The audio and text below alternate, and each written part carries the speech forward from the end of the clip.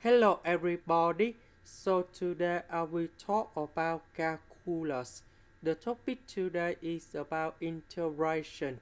So now I will show you how to answer. This one that is about identity. So we can put into x plus 1 multiplied by x squared minus x plus 1. Next, we simplify by x plus 1 on numerator and denominator.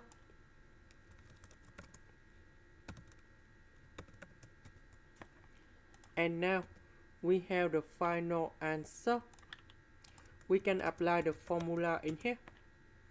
That is about the integration of x to the power of n dx. And we have x to the power of n plus 1 over n plus 1. And we put about c. That is about the constant. So for this one, we have x to the power of 3 over 3. This one, that's about x to the power of number 1. So 1 plus 1, you got about number 2.